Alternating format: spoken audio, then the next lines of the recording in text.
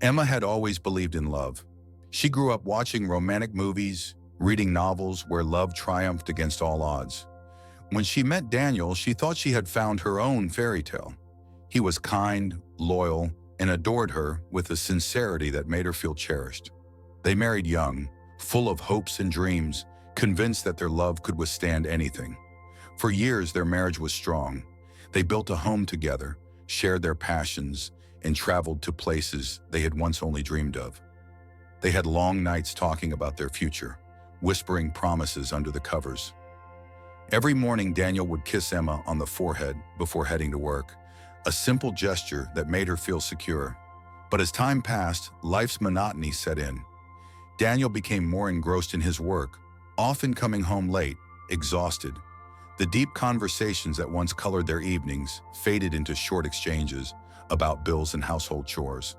The love was still there, but it had become quiet, unspoken. Emma, who had once felt like the center of Daniel's universe, began to feel invisible. Then came Michael. He was a new colleague at Emma's workplace. Charismatic, adventurous, and full of life, he was everything Daniel no longer seemed to be. Michael noticed Emma's new haircut when Daniel didn't. He complimented her dress, laughed at her jokes, and sent her texts that made her feel young again. It started innocently, harmless lunches, occasional coffee breaks. But soon the boundary between friendship and something more blurred. Emma told herself it was nothing, that she would never cross the line. But late at night, when Daniel was asleep beside her, she found herself thinking about Michael's smile, the way his eyes lingered on her just a little longer than necessary. One evening, after a particularly rough argument with Daniel about his long hours at work, Emma found herself in Michael's car. The city lights flickered outside as he reached for her hand. "You deserve to be seen, Emma," he whispered. And in that moment, she let go of her guilt, let go of the life she had built, and surrendered to a fleeting passion that felt like salvation. For weeks, she lived in two worlds. In the daytime, she was Daniel's wife, dutiful, present, affectionate even, as if overcompensating for the betrayal. At night, she was Michael's lover, caught up in stolen moments of passion and reckless abandon. She convinced herself that no one was getting hurt, that what Daniel didn't know wouldn't wound him.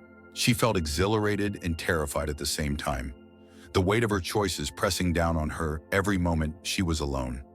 But secrets have a way of surfacing. One evening, Emma arrived home to find Daniel sitting at the kitchen table, his face pale, his hands trembling as he held her phone.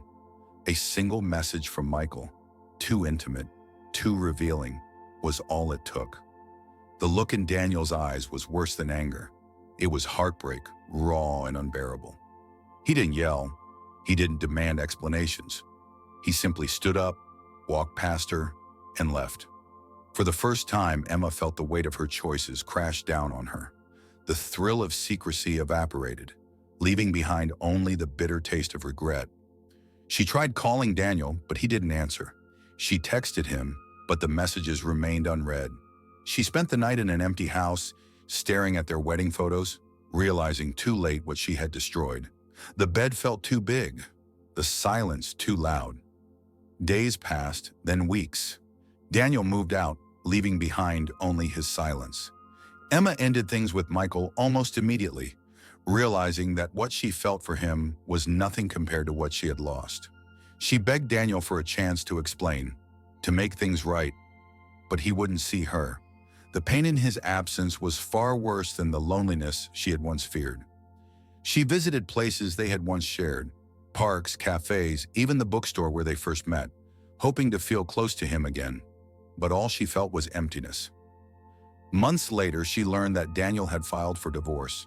The finality of it crushed her. She had thought love could survive anything. She had been wrong.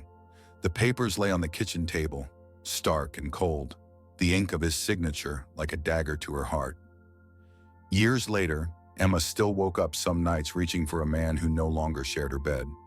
She saw him occasionally, passing by on the street, his eyes colder than she ever thought possible. He had moved on, found someone new. She had traded certainty for excitement, loyalty for passion, and lost everything in the process. And in the end, she learned that some mistakes can never be undone.